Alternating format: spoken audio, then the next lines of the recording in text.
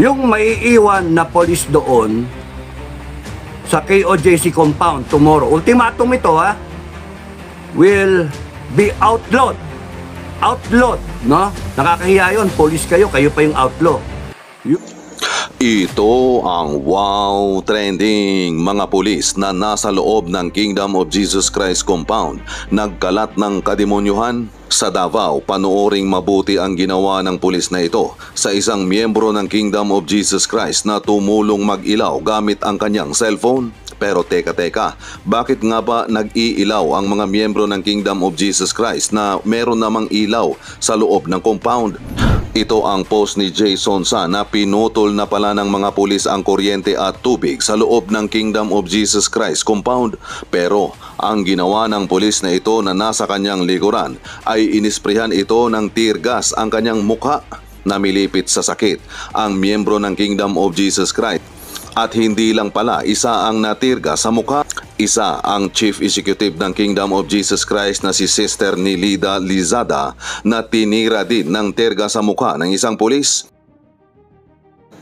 Grabe ang ginawa ng mga pulis na ito sa mga miyembro ng Kingdom of Jesus Christ na nakatira sa loob ng compound matapos kasi nalusubin ng kampo ni General Torre ang Kingdom of Jesus Christ compound. Nagbarikada na ang mga pulis at hindi na pinapasok ang mga miyembro na doon nakatira sa loob. Sabihin na natin na sabi nga daw ng intel nila na nasa loob ng 30 hectares sa Glory Mountain si Pastor Apollo Siki Buloy at sa laki nga ng lugar ay mahirap itong gawin kung ang mga pulis ay 100 lamang. Pero kung totoo ang sinasabi ng intel na nasa loob si Pastor Apollo Siki Buloy sa loob ng 3 araw, dapat nakita na nila dahil tignan mo naman ang ginawa ng mga pulis pati lagayan ng sapatos na hindi kasya. Ang aso ay hinalungkat pa. Mga kaduda-dudang mga box na naipasok ng mga pulis sa loob na hindi man lang idinaan sa scanner. Ayon pa nga kay Jason Sa na sinadya kagabi yung pagpaputok ng tear gas upang maipasok iyong mga itatanim nilang mga armas sa loob ng Kingdom of Jesus Christ compound magdamag kagabi. Lahat ng kademonyuhan ay gagawin ni General Torre, Marbil at Abalos to justify the takeover of the kingdom properties. Hindi si Pastor Apollo Siki Buloy ang tunay na pakay ng paglusob at pagkubgob sa Kingdom of Jesus Christ compound. Kinundina ng mga miyembro ng Kingdom of Jesus Christ ang ginawa na ito nila ni General Torre na utos ng PNP Chief na si General Marbil at Abalos at syempre kay BBM. Naghakot na rin ng supply ng pagkain ang mga pulis, bigas at halata talaga na wala silang planong iwan ang lugar. Doon lang kami sa tama at doon lang kami sa kapakanan ng mga pamilyang Pilipino, mga komunidad, at ng way of life ng Pilipino at ng isang magandang bansa na gusto naming umunlad tayo, gusto nating to move forward, no? To move forward. So, bukas, ang lahat ng Pilipino ay iniimbitahan ko, I'm inviting everyone, Filipinos from all walk of life, na bukas, pagkakataon ninyong tumayo at maging hero in your own right. Mayaman, mahirap, matanda, bata, babae, lalaki, transgender, whatever. Kahit anong profesyon, magsasaka man, driver, may pinag-aralan, walang pinag-aralan, mga profesional, o wala lang, kanto-kanto lang, bukas, sunggaban ninyo yung pagkakataon na maging bayani kayo ng ating bayan. So, I hope and I pray in God's name na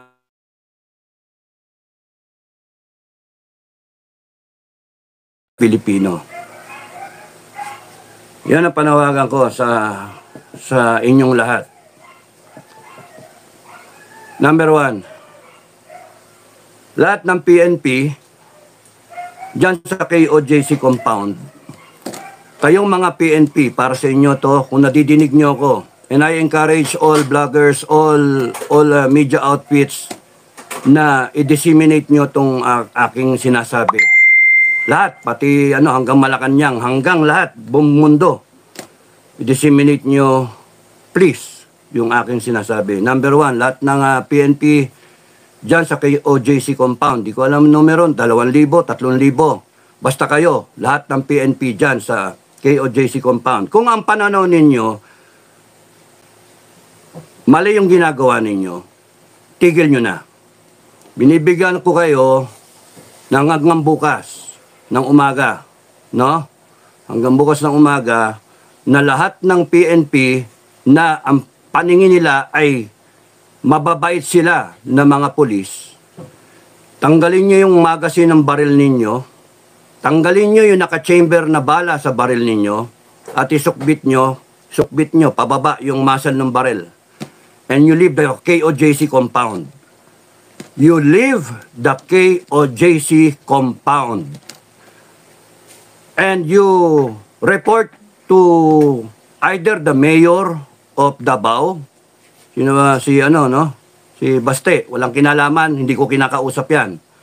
You report to the mayor of Davao for proper disposition, or to the task force commander, hindi ko rin nakakausap yan, hindi ko kilala, of Davao, task force commander, the military commander there for proper disposition. Surrender your firearms there.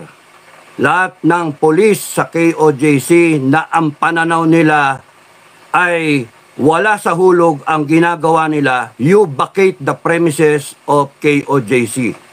Number one. Yung maiiwan na police doon sa KOJC compound tomorrow, ultimatum ito will be outlawed. Outlawed, no? Nakakahiya yun, police kayo pa yung outlaw. You will be outlawed if you remain in the KOJC compound. And if you want to die, fighting for your cause, sa mali na gawain, you go ahead. You believe in your cause. You die for your cause. You fight for your cause. Otherwise, you will face the wrath of the Filipino people. You will face the might of the Filipino people. Number one yon. Number two, lahat ng armadong grupo sa Mindanao, lahat ng armadong grupo, MNLF, MILF, Plus Command, NPA, kalimutan na muna natin ang ating mga adhikain. Isipin lang muna natin na Pilipino kayo, tayong lahat. At lahat na rin ng FGF, Filipino Guerrilla Forces in Mindanao. All regions in Mindanao. Magsama-sama kayo, and you protect the KOJC compound. Ang aabutan ninyo doon na PNP, they are outlaws already because they have decided to stay. Kaya disarmahan nyo sila. And then report also, i-turn over lahat ng gamit, lahat ng baril doon sa mayor o kaya doon sa task force commander ng Davao. Ayaw natin ng gulo hanggat maaari. Kayong mga PNP, mahimasmasang kayo. Hindi pwede yung ginagawa ninyo. It ends tomorrow. Tama na. It ends tomorrow. National Heroes Day, we will all wake up feeling heroes of this republic. Number 3. Sana ba ako? Lahat ng tao sa Davao, ilang kayo? 3.8 million, Davao region. You protect KOJC compound and the members thereat. You protect them. 2,000 lang ang polis doon. Palagay mo, kalahati umalis, kalahati may iwan. You protect the KOJC people, the compound. The desecration ends tomorrow. No? Yung matitira doon will all be outlaws under the declaration ng taong bayan. Ayaw na natin ng ganito. It has to end. And we have to stand up and speak up na hindi na pwede, tama na to. So, lahat ng tao sa Mindanao, kung gusto nyo, 26 million kayo, ang dami nyo. Ang focal point is the KOJC compound. Kalimutan ang religious sect, kalimutan ang mga ethnic nating ek-ek natin. Isa lang, Pilipino tayo, ayaw natin ng ganito. We will be there to implement what is rightfully guaranteed by the Constitution, which is yung rights natin. No? Gusto natin ng magandang bansa. Gusto natin ng tamang gawa. Hindi yung gagamitin yung ating PNP parang private army at they will trample on the rights of the Filipino people and desecrate a religious compound. And it can happen to any religious sect. Kay Kristiyano man, Iglesia, Katoliko, o Muslim, and it can happen. That's why it has to end at KOJC. Ang mga Pilipino na nasa all over the country, you speak up, you stand up, and show to the whole, to everyone, that we detest what is happening. Ayaw namin ng ganito. And this is our sovereign will. Ayaw namin na pahintulutan ang maling asal ng gobyernong ito. BP Sara, my pleadings for you. You get a Bible tomorrow, you get a Bible, you get a judge, and you get sworn in as the 18th President of the Republic. You want to stop all this wrongdoing, you want to avert civil war, you get sworn in as the President of the Republic tomorrow. And we will support you, lahat ng taong bayan na naniniwala sa tamang gawa. Sa pagka-Pilipino, we will stand up for you. Armed Forces of the Philippines at mga natitirang matitinong PNP, you take orders from BP Sara, who will be tomorrow. Kung papayag si Sara sa challenge, she will be sworn in as our new President and new Commander-in-Chief. You take orders from her. And we will support Sara Duterte, whatever will she proclaim. If she wants to continue on, she wants to put everything in order. If she wants to declare a revolutionary government, so be it. We will support her. Lahat tayong Pilipino na tingin tama ang ginagawa natin, na tama ang dapat ang dapat na umiral sa bansa natin. It ends tomorrow. It ends tomorrow. National Heroes Day. Lahat ng Pilipino, you have a chance to become heroes. Tama na. Nakakapika na eh. Nakakaumay na masyado. PSG, you protect. BBM, protect the first family. Walang papasok sa Malacanang ng mga magrarally. Huwag niyong papasukin ang Malacanang. It is enough na makita ng armed forces natin at remnants ng PNP, yung matitino, na ang puwersa ng taong bayan ay hindi pwedeng kalabanin sa sobrang dami. Tomorrow will be a show of force. Hindi ako nakikipag-usap kahit kanino na mga concerned groups. Ang aking kinausap lang ay ang aking mga commander sa Filipino Guerrilla Forces. And we are all one into taking a stand. No? It ends tomorrow. Ayaw na namin ng ganito. We have to move forward. General Torre, at kung sino pang mga opisyal, tumigil na kayo. And submit yourselves. You will be arrested by the people. Huwag kayong manlalaban because you will face the Filipino people. 2,000 lang kayo, susurrender pa yung iba dyan. matira, matibay. Kung gusto nyo, you die for your cause. Otherwise, you give up yourself. And lahat ng mga sasama, sasanib, puwersa, ay i-escortan kayo papunta dun sa ano. You do not, nobody will harm the PNP na susurrender. Yung mga maiiwan at magpipili na lalabanan ng taong bayan, so be it. You die for your cause na useless yung cause. Hindi tama.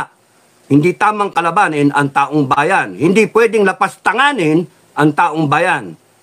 Kaya mamili kayo. Dito kayo sa tama o dito kayo sa mali. Lininamin ko, laban ito ng tama at mali. Nandoon kami sa tama. Kaya you choose which side of history you will be in.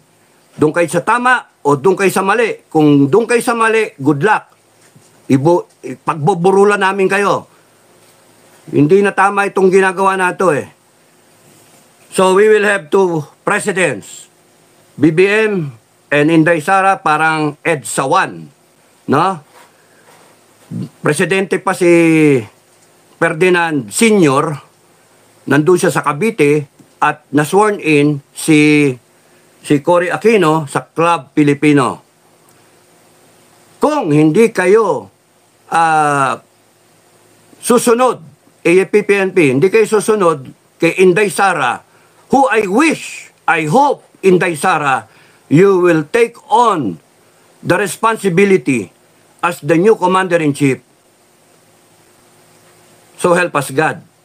Good luck na lang sa atin. BP Sara, you prevent a bloody crisis by standing up for the Filipino people. Yun lang ang aking panalangin sa iyo, BP Sara. Kayang-kaya mo naman yan eh. Susuportahan ka namin.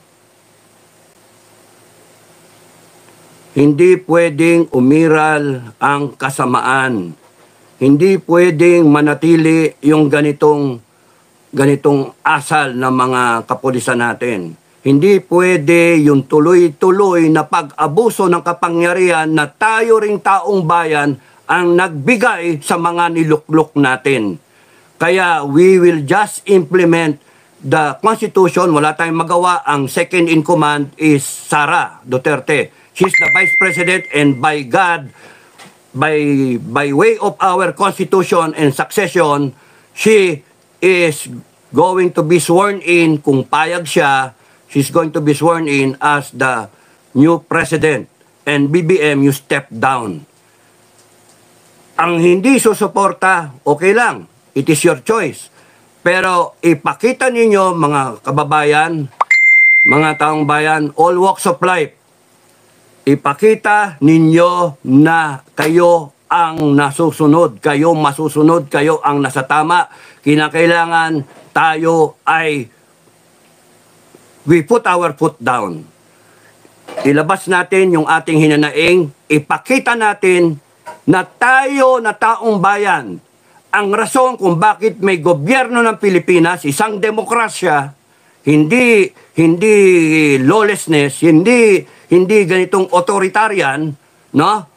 Ipakita natin na tayo ang nangingibabaw, tayo ang masusunod. Susunod lang yung konstitusyon, tayong may gawa niyan. Susunod lang yung gobyerno, susunod yung armed forces in that order. And kung BP Sara, kung ikaw ay tatayo and get sworn in, then there is a peaceful transition. The armed forces, I'm sorry General Browner, I'm sorry General Marbil, but we have to transition peacefully. Ayaw na namin ng ganito. Ayaw namin manahimik na kayo. Ayaw namin na manahimik din kami. At pabayaan natin ang masamang gawain na umiral dito. We have to state clearly na it ends tomorrow. We have to state what we want to happen. Ayaw na namin ng ganito. Gusto namin tumayo. Kaya lahat ng taga Mindanao, ipaglaban ninyo ang mga kapatid natin sa KOJC. Let us answer their call. It is actually heaven answering their call. We come to the rescue. Lahat ng armadong grupo, huwag kayong matatakot. Tapusin natin to. Nandun pa rin yung respeto natin sa ating institusyon, sa ating mga batas. Ang problema, sila ang walang respeto sa institusyon. Sila walang respeto sa konstitusyon, sa mga taong bayan na naghalal at naging dahilan kung bakit sila nandyan. So, we have to stand up, mga kababayan. Tapusin na natin. Sorry. So, yun yung aking gustong sabihin. Ayaw namin magkaroon ng gulay ang FGF kasi kami, panggera lang kami, pang suporta ng taong bayan. Pero dahil sa mga pangyayaring yan, we have to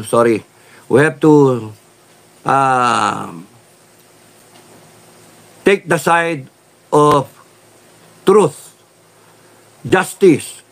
Kaya yung mga kaalyado ng mga grupo, vanguards of democracy, vanguards of justice, no, defenders of justice, at lahat ng mga concerned na grupo, you stand up and speak out. Ipakita ninyo, all Filipinos walk of life, kung saan kayo, lumabas kayo ng bahay, doesn't necessarily mean na dapat sa EDSA. Punuin nyo yung EDSA kung gusto ninyo. Tumayo kayo. Ipakita nyo sa ating armed forces at saka sa PNP. Sino ang masusunod? Taong bayan. Lumabas kayo. Tapusin na natin ito bukas. National Heroes Day. At huwag nyong sayangin yung pagkakataon para tayong lahat na Pilipino, bansa natin to, walang makialam. China, Amerika, huwag kayong makialam. Kahit sinong kalyado, walang makialam.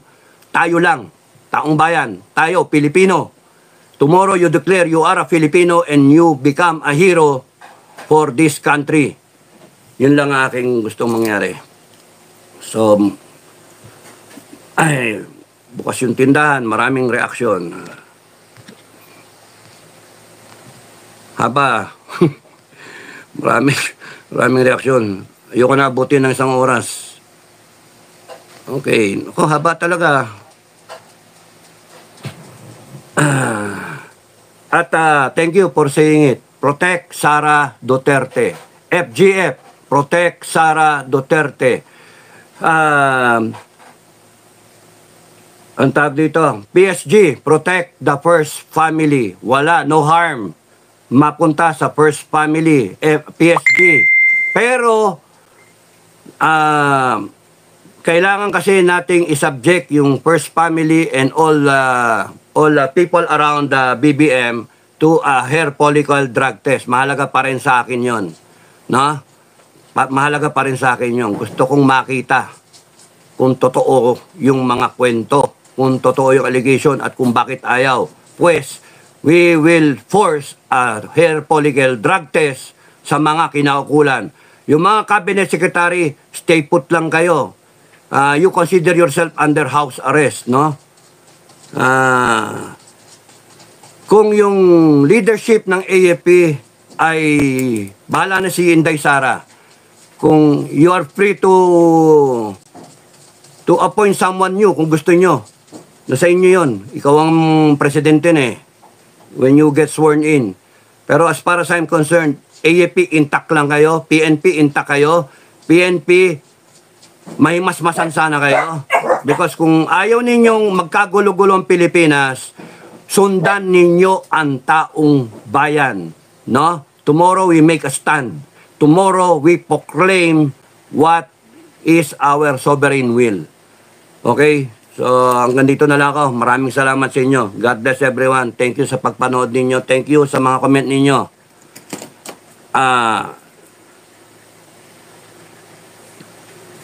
Hinga natin ang blessings ng poong may kapal. Pare-pares naman tayo may Diyos. KOJC, INC, Katoliko, mga Muslim, one God, Allah, God the Father, God Almighty, tulungan nyo kami mga Pilipino na maayos namin ang bansa namin. Tulungan nyo kaming masabi at may paiwatig ang gusto naming mangyari sa aming bansa. Bigyan nyo ng lakas ng loob si Inday Sara. Bigyan nyo siya ng karapatang talino, wisdom at tapang para maisaayos ang bansa namin. Bigyan nyo ng lakas ng loob si BBM at ng kanyang mga nakapaligid na mga ayudante na mahimasmasan para gawin nila ang tama. Huwag niyong pairalin na magkagulo-gulo ang bansa namin. But we have to stand up and stop all that is evil, stop all that is bad, at doon lang kami pupwesto sa tama na kagustuhan ng ating Diyos. Give us the strength and the courage. We ask from you, O God Almighty. Amen. So, thank you. Maraming salamat sa inyo. God bless the Philippines. God bless the Filipino people. FGF, solid tayo. Solidan tayo. Doon tayo sa taong bayan. Maraming salamat sa inyo. God bless everyone. Bye-bye.